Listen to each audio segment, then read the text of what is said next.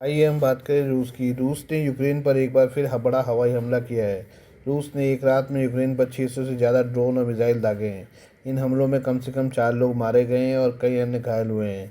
Ukraine की air force ने शनिवार सुबह हमले की जानकारी देते हुए बताया कि रूस ने रात भर में 597 ड्रोन और 26 क्रूज मिसाइलों से उनके अलग अलग शहरों पर अटैक किया है। एपी की रिपोर्ट के मुताबिक यूक्रेनी एयरफोर्स ने अपने बयान में कहा कि रूस की ओर से दागे गए 597 ड्रोन में से 319 ड्रोन और 26 में से 25 क्रूज मिसाइलों को उनके एयर डिफेंस सिस्टम ने गिरा दिया। वहीं 258 ड्रोन इलेक्ट्रॉनिक जैमिंग के कारण नष्ट हो गए। रूस का यह अटैक अब तक का सबसे बड़े हमलों में से एक है। फरवरी 2022 से रूस और यूक्रेन के बीच युद्ध चल रहा है। यूक्रेन के चेर्नितिस क्षेत्र के गवर्नर रुस्लान जपारन्युक ने बताया कि रूसी सेना ने उनके शहर में 4 ड्रोन और 1 मिसाइल से हमला किया। इस हमले में 2 लोग मारे गए। ड्रोन अटैक के बाद मलबे के गिरने से ये मौतें हुई हैं।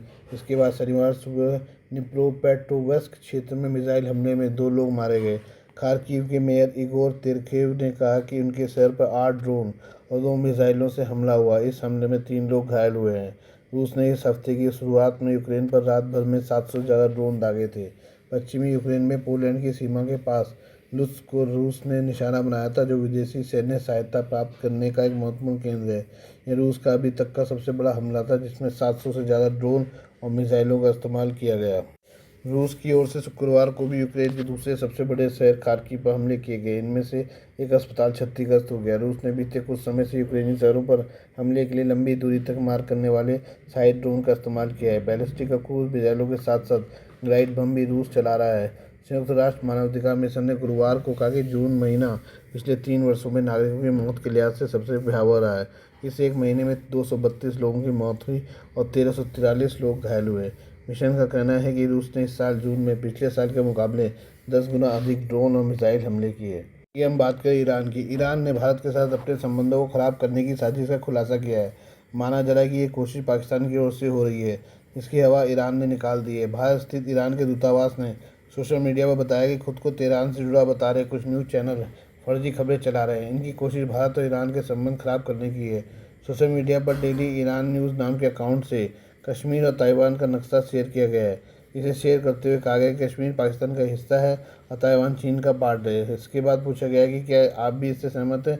इसके अलावा दूसरे कई अकाउंट में ईरानी झंडे की डीपी लगाकर भारत सरकार नरेंद्र मोदी कश्मीर को लेकर विवादित टिप्पणी की गई है। नई दिल्ली स्थित ईरानी दूतावास ने ऐसे कई अकाउंट के स्क्रीनशॉट शेयर किए जो भारत विरोधी हैं।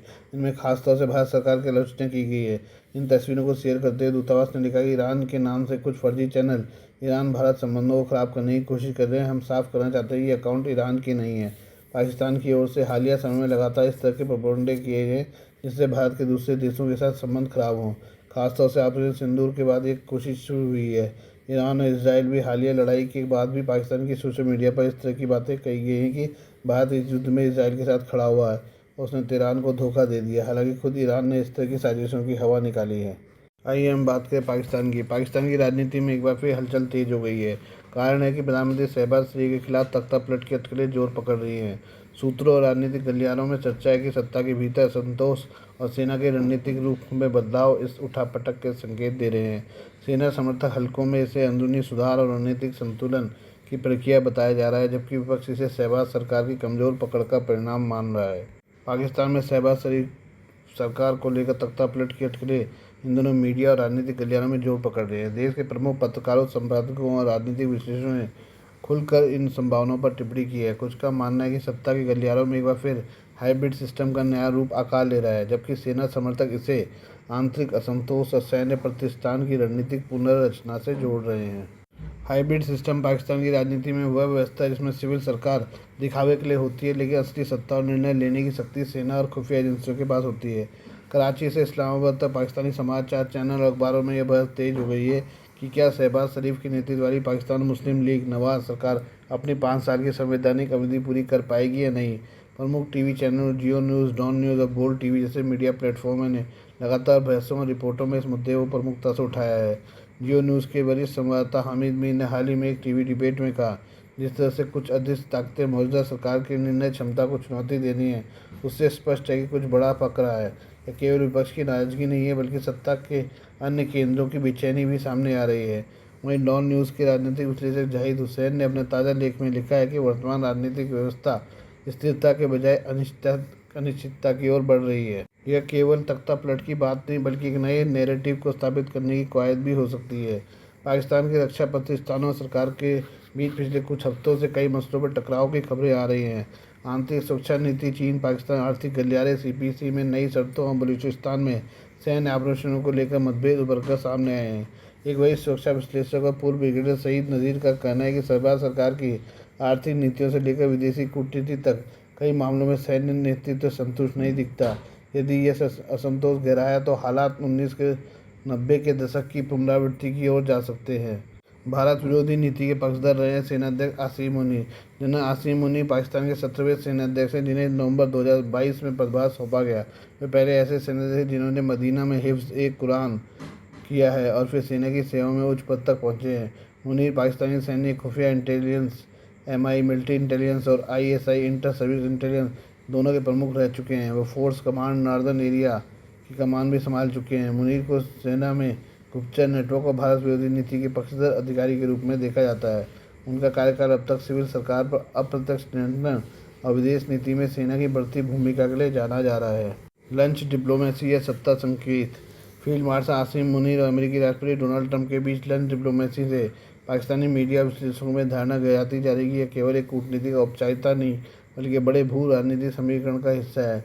जियो न्यूज़ के राजनीतिक विश्लेषक सलाउद्दीन बाकर ने कहा कि वाशिंगटन में ट्रंप के साथ मुनीर की व्यक्तिगत बैठक संकेत देती है कि कूटनीतिक निर्णयों का केंद्र इस्लामाबाद से हटकर रावलपिंडी शिफ्ट हो गया है।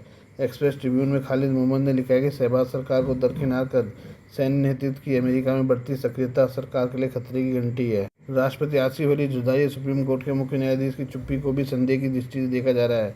राजनीतिक विश्लेषक मानते हैं कि यदि संवैधानिक संस्थाएं तटस्थ रही तो सत्ता परिवर्तन सहज हो सकता है।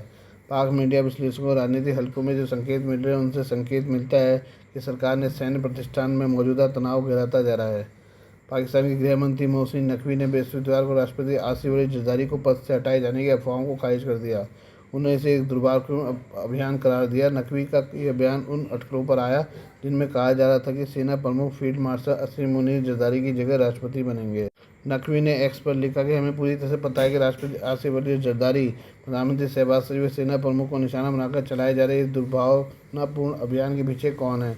मैंने स्पष्ट रूप से कहा कि राष्ट्रपति से इस्तीफा देना या COAS के राष्ट्रपति पद संभालने की आकांक्षा रखने के बारे में कोई चर्चा हुई है और न ऐसा कोई विचार है। राष्ट्रपति जरदारी के सशस्त्र बलों के नेतृत्व के साथ मजबूत और सम्मानजनक संबंध है। मुझे पता है कि ये झूठ कौन फैला रहा है, वे ऐसा क्यों कर रहे हैं। Please do like, share and subscribe this channel of my news, views and analysis by Prakash.